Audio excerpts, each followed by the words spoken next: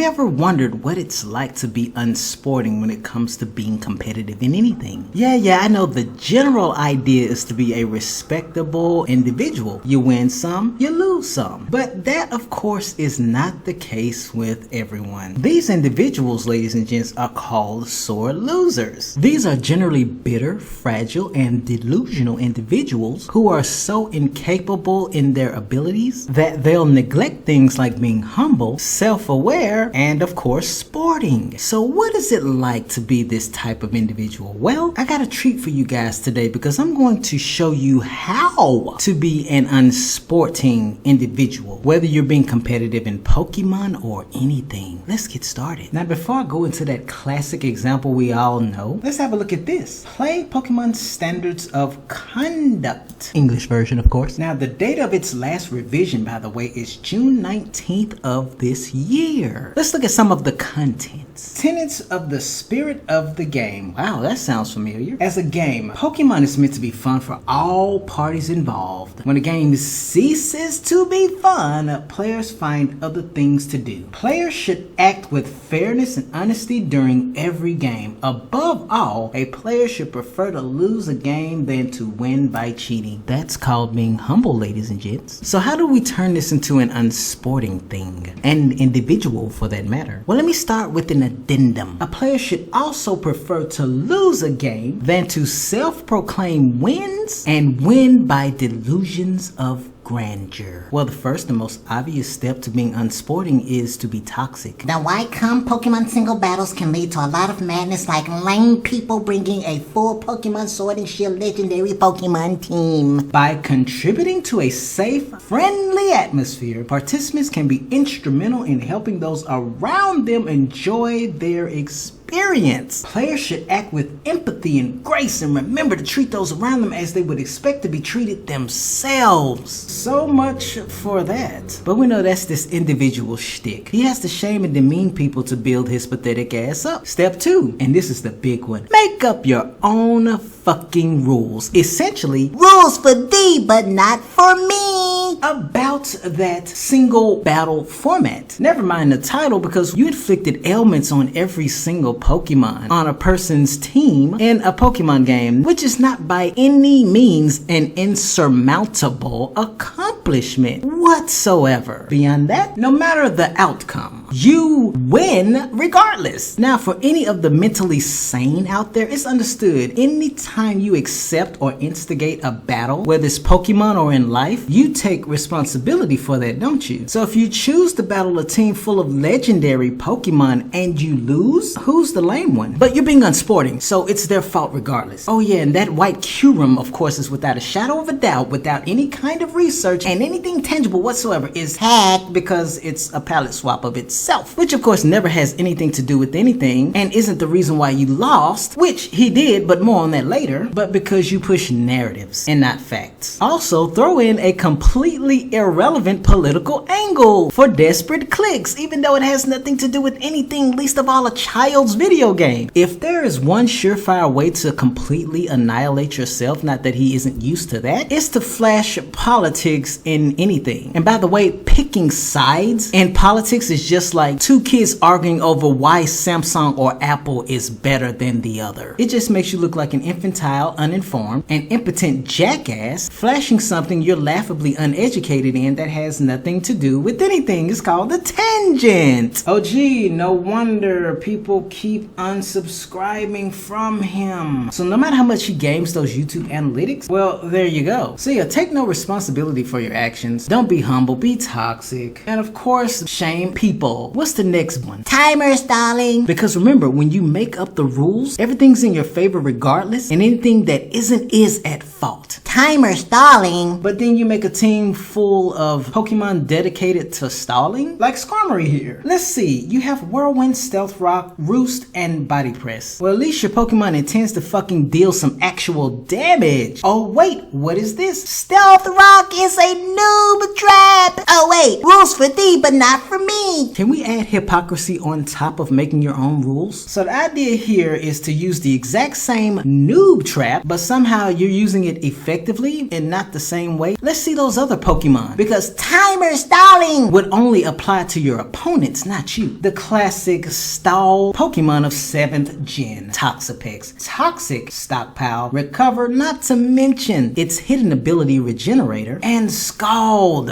What's that smell? It smells like stalling. Oh, look at these guys. Toxapex, Skarmory, Unaware Clefable, Eviolite Chansey, Blissey, and Amoonguss. When this is a cheater's Pokemon, but I'm using it proudly. Proof pending, by the way. Your team is the definition of stall, and their movesets perfectly reflect that reality, but only because you're losing, the opponent is timer stalling you? So when you have things like soft boiled, minimize, you're proving that you're skilled and that the opponent is stalling instead. Your entire team is designed to fucking run up the 20-minute timer in Sword and Shield. You have the most boring and completely devoid of skill battles, but the opponent is timer stalling? Hold up. Game time limits. Players may use as much time as allowed each turn. You have a 20-minute timer. Each player has a minute to make a move. How is that timer stalling? Your idea is to continuously chip away at the opponent with the noob trap. How many Regenerator Pokemon do you have here? 1, 2, Natural Cure Chansey, Serene Grace for the 20% Ice Beam Freeze, along with Thunder Wave as another option. Soft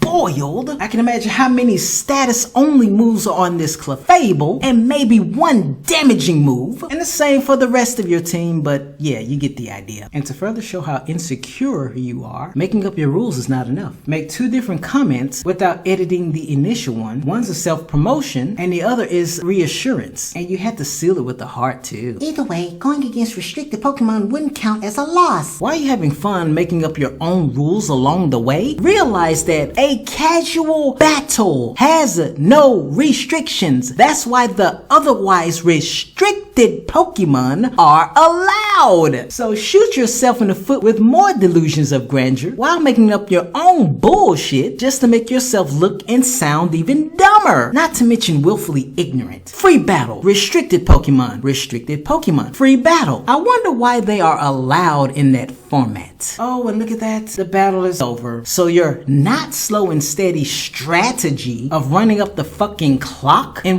every single one of your stall battles is not only unsporting, not to mention severely lacking in skill, but you ended up wasting all of that time just to legitimately lose. You see that? L-O-S-E-R. You lost because you're a sore loser. You deny it. Again, ladies and gents, the unsporting salt is so caustic. Ironically, waste your own time on top of making your own rules, on top of being in denial, on top of being toxic, make all kinds of self-proclamations for fake victories. No, my streak is still undefeated. My stall team is only good for running up the little 20-minute timer in Sword and Shield, but I still managed to lose trying to play my own game against a team of restricted Pokemon. Also, as an added bonus, do shit like this. As much as you cry with your narratives that you've been regurgitating for the past 7 years, you don't even know how to be humble, self-aware, and have traits like fun, fairness, and anything else that's respectable. Remember, you have to convincingly lie to yourself, be delusional, and not have fun, but be bitter as fuck instead just to enjoy a child's video game. That's it? That's your climax? If that ain't some self-righteous small PP energy right there. But unbeatable? I think not. Typical publicified derangement. You uploaded this shit post 39 minutes ago, and in less than an hour you disabled the ratings. Oh gee, it's almost like you don't believe your own bullshit, but you gotta have some nothing ass content for another day to convince only yourself and your simps that you truly believe any of the nonsense that you're regurgitating. Also, blame the game mechanics. Anytime you lose, it's always someone else's fault. You got your ass body trying to play your game, where you know, run up the clock in every one of your boring ass, oh so skillful battles, and you got the win condition taken away from you the moment your perfectly skilled Chansey got critted by by an earthquake from Dawn Wings Necrozma. Ouch. What do you do then? It's like you have a one-track mind like a dumbass Rhyhorn. The moment your black and white, self-proclaimed victory implodes in on itself, you have no plan. It's almost like you never had a plan. No plan B, nothing. So this is the part where you run the denial, the self-proclamations, making your own rules again, and pretend that once again you actually punched through reality. But in reality, your team is good for nothing else than this, and you're an unsporting, salty, sore loser, and insecure, insolent, and fragile little snowflake that knows absolutely nothing about the spirit of the game and every other nugget you ignorantly pluck from the rule set in Pokemon, let alone its code of conduct. I see why the tagline is I statused every Pokemon on a full legendary Pokemon team. First time ever in Pokemon. That's about as legitimate as your ratings are, because it took you less than an hour to once again disable that reality. But who is at this point surprised that Publicify pushes narratives and not facts? And there you have it, ladies and gents. This is how you become an unsporting, salty, and sore losing piece of shit. And you can achieve this status quo by completely misunderstanding, being absolutely horrible at, and stalling this very same child's video game. All you need is a shitty ego the size of the observable universe, a mental problem, an obsessive basement-dwelling existence playing said child's video game, insecurity that's additionally the size of that shitty ego of yours, and an incessant and hellish need to be compensated and validated through all of this through the internet and your many failed platforms on it.